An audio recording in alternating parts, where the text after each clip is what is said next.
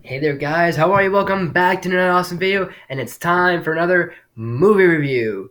And today's movie review is going to be the one, the only Home Alone. And I think, honestly, what is there really to say about Home Alone? Because I think everybody knows at this point, Ken McAllister is home alone. The wet bandits are robbing his house. He's got to defend his house. He's the man of the house. So pretty simple, easy. This movie is, I know for a fact, was directed by John Hughes. And it seems like John Hughes is one of those directors that can't really go no wrong a little bit, at least from what I've seen, because you got this movie, you got Ferris Bueller, you got The Breakfast Club. I think there's Uncle Buck. I don't know if it's as good as, I don't know if it's really that good or if it's not, whatever the case is. Still, the guy puts out a lot of films that really give you humor and it gives you the feels. And this is definitely one of his movies that really gives you the feels, tugs on your strings, and especially during the holidays because yes, this is a classic holiday movie. It's a very infamous holiday classic, a very iconic Christmas movie. Just Ken McAllister's face alone is just very not not symbolic, but very like you like when you see that face, you know that movie sort of situation. Like guess the movie based on that face, and you'll be like, oh, that's Home Alone, without a doubt. I'm good. So honestly, what is there really to say? Macaulay Culkin, very obviously, this is probably, I don't know if this was his first film debut, but this is definitely one of his best when he was a child. And when he was like, and when it comes to child actors, not a lot of them land so well.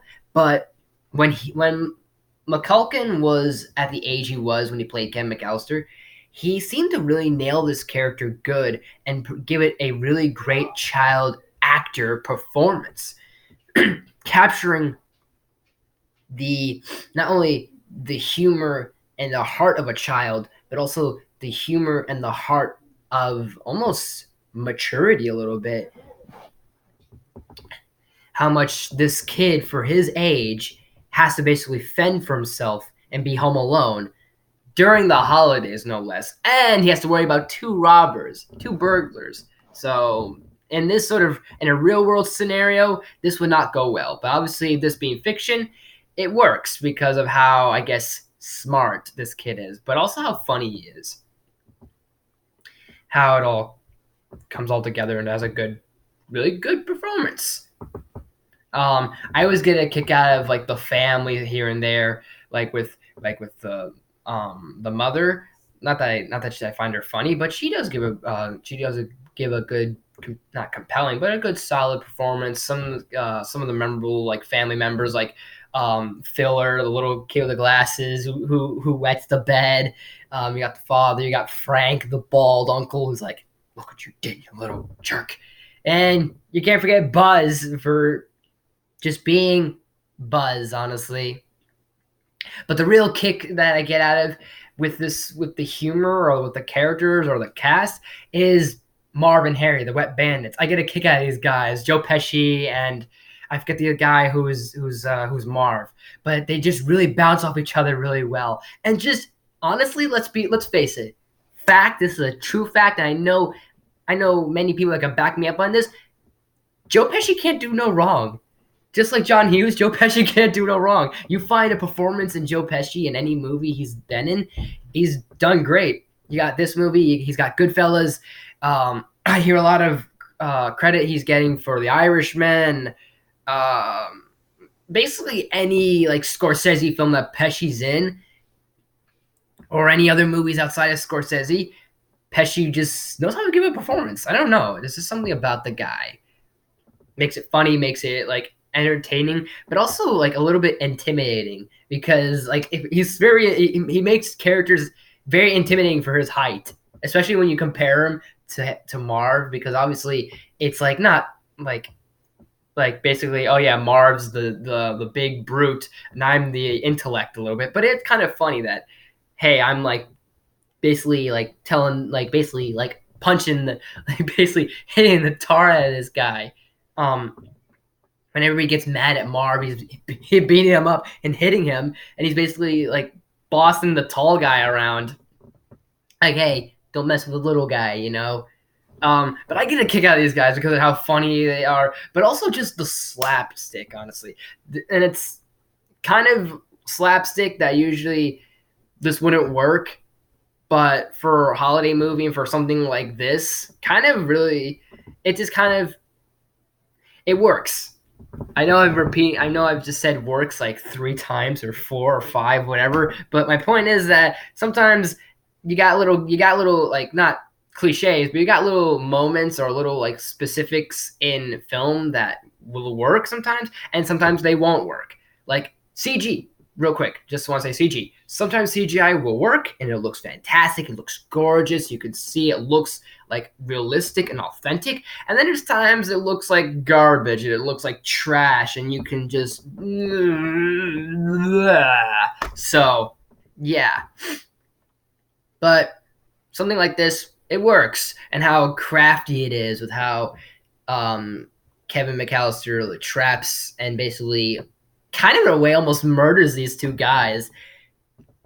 It's very funny. It's very classic. It's very fun just to watch and sit and everything.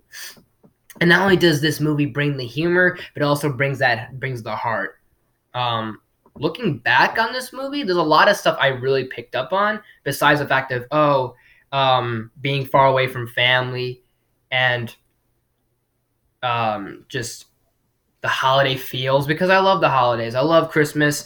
I love other holidays, but Christmas is some reason always I always had like a personal like feeling towards it that I love the most when it comes to my favorite holidays.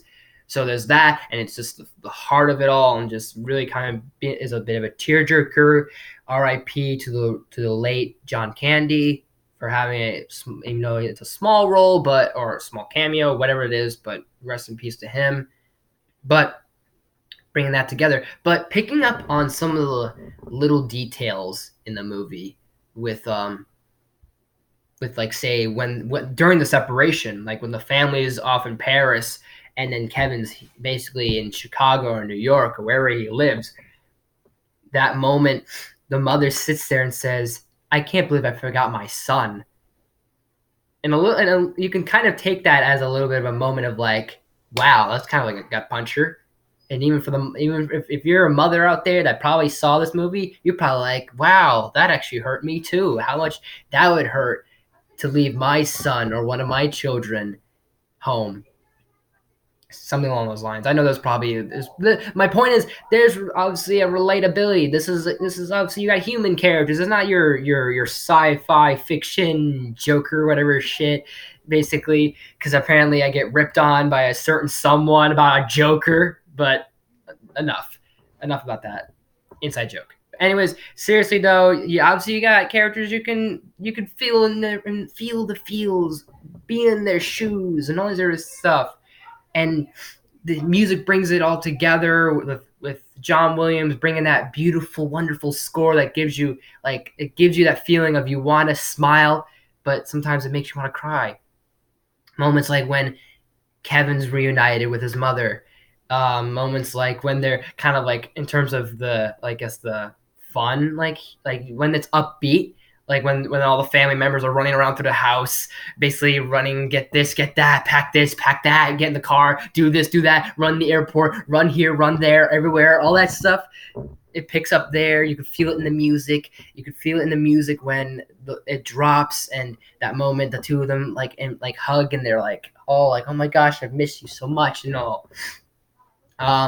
The music and the scene with the church and the old man, that I really love, and I'm think that's really a heavy hitter in terms of the feels, because not only is it this idea of saying, okay, things may not be as they say they are, because because you got the old man. He supposedly, the rumors that he buries little kids and dead bodies and stuff like that, and then gives Kevin this fear of that I gotta stay away from this dude. Like, this guy, bad news, big no. So he confronts him at church, and not only is it the fact that it's sanctuary and it's kind of like holy a little bit and humble, but the fact that it's, yeah, again, it's not everything is as people say they are, but very just genuine a little bit with how they start to connect, not connect, but a little way kind of like get to know each other better. How you feel for the old man that he's watching his granddaughter um, up there by the wherever area you want to call up front of the church, and he can't really speak to her because of his son, and there's a whole situation with that, and the two of them are kind of like basically going back and forth about, hey, I'm glad to hear that I'm glad to basically be talking to you. I'm glad I'm talking to you. I have a problem. Well, I have a problem too. Here's a solution. Here's my solution. And you kind of like you get this little nice little sweet moment. And Home Alone is definitely a classic with sweet moments, a sweet score. It's really it's one of the best Christmas movies for a reason. So I think it's clear, it's safe to say, I'm gonna give this movie an A plus. I know it sounds a bit like basically a slap an A on there, but it genuinely deserves to have sort of like the sort of like perfection, not I mean not perfection, but the perfection that it is. So, Home Alone, what is, well, I was gonna say what do you guys think, but I thought of, how about, what is your favorite Christmas movie, or what is your favorite Home Alone moment? Let me know in the comments below. And as always, guys, thanks for watching. If you like this video, please smash the like button. If you're new to my channel, please subscribe. I do awesome videos every day, every week. I'm slowly going to bring this channel back to its knees again. Not literally, but figuratively, bring it back to where like I'm making videos, doing reviews, doing top 10s, all that stuff. It's just I've had stuff going on this week. I have all sorts of things next week. I'm gonna try and squeeze in stuff here and there in between weekdays and weekends, and then during break and all that. But either I was gonna save this, for when it happens, but next week or the following week, look forward to two top 10 videos I'm going to do. I'm going to do the top 10 best movies of 2019 and the worst movies of 2019. Why am I going to cover movies of this year? Because I've seen a lot of movies that came out this year, and there's some I want to say this is the best of what we've seen this year, and unfortunately what we've seen the worst of, and what we can anticipate for next year as well. With that being said, so look out for those videos sometime later on. But look out for those. Look out for more reviews, more top 10 stuff, maybe gaming in between. Also, there's like things that I'm going to try and work on, like throw out new ideas, new concepts, maybe do unboxings. I've thought of the idea of maybe doing unboxings. I was going to do an unboxing for something, but then I kind of completely forgot about it. So real quick, I'm just going to show you what it was, and then maybe like when I actually purchase something, I'll actually unbox it. So real quick, show you guys if I can get it. If I can zoom in right there. This guy right here, Mr. Owlman, Mr. Crime Syndicate, Mr. Earth 3 Batman. Well, not Earth 3 Batman, but evil. So I wasn't to do that, but the next like purchase I ever get, whether I purchase something or get something in the mail or whatever it is, I'll do an unboxing. And if you guys want to see unboxings, let me know as well, because I was suggested to do that on my channel. If you guys want to see that, cool, let me know. Also, make sure you ring that bell to be notified of new videos, new content every day, every week. So thanks for watching, guys, and I'll see you next time.